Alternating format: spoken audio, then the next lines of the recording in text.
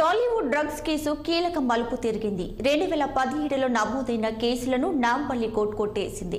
తెలుగు సినీ పరిశ్రమలో డ్రగ్స్ వ్యవహారంపై రాష్ట్ర ప్రభుత్వం ప్రత్యేక దర్యాప్తు బృందాన్ని ఏర్పాటు చేసి 8 కేసులు నమోదు చేసింది. వాటిలో 6 కేసులకు సంబంధించి సరైన ఆధారాలు లేకపోవడంతో కోర్టు కొట్టివేసింది.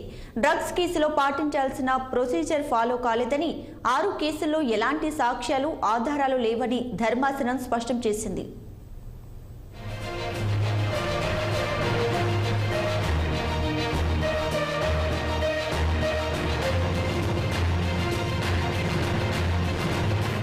ఇక ఈ కేసులకు సంబంధించి నెలల తరబడి టాలీవుడ్ నటులను ఎక్సైజ్ అధికారులు విచారించారు. నటీనటుల దగ్గర నుంచి గోళ్లు, వెంట్రుకల నమూనాలు తీసుకుని FSL కు పంపించారు. వాటిలో పూరి జగన్నాథ్, తరుణ్ శాంపిల్స్ ను మాత్రమే పరిశీలించిన FSL వారి శరీరంలో ఎలాంటి డ్రగ్స్ ఆనవాలు లభించలేదని పేర్కొంది.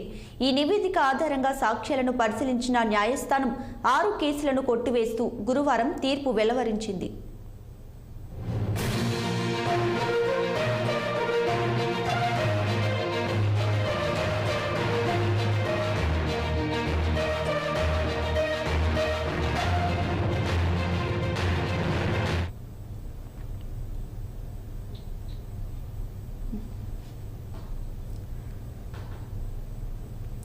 ఇక 2017లో నమోదైన డ్రగ్స్ కేసుకు సంబంధించి అయితే నాంపల్లి కోర్టు ఆ కేసులను కొట్టివేసిన పరిస్థితి కనిపిస్తుంది. దీనికి సంబంధించి మరిన్ని డీటెయిల్స్ ను క్రైమ్ రిపోర్టర్ మణికంఠ అందిస్తారు. ఫోన్లో మణికంఠ, చెప్పండి, 2017లో డ్రగ్స్ కేసుకు సంబంధించి ఏవైతే 8 కేసులు ఉన్నాయో అందులో 6 కేసులను సరైన ఆధారం లేకపోవడంతో నాంపల్లి కోర్టు కొట్టివేసినట్లుగా తెలుస్తుంది. డీటెయిల్స్ ఏంటి?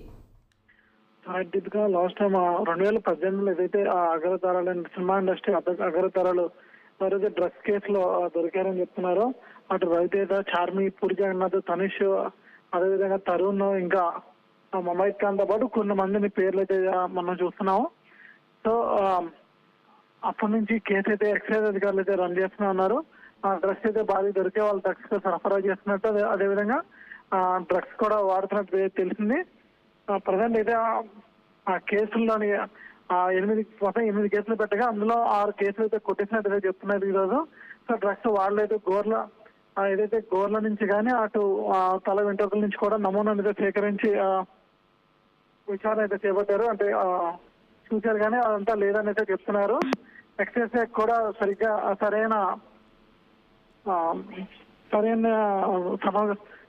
ఆన్సర్ దొరక వాళ్ళు కూడా కేసులు అయితే కొట్టారని చెప్తున్నారు. Deepika, thank you Manikanta.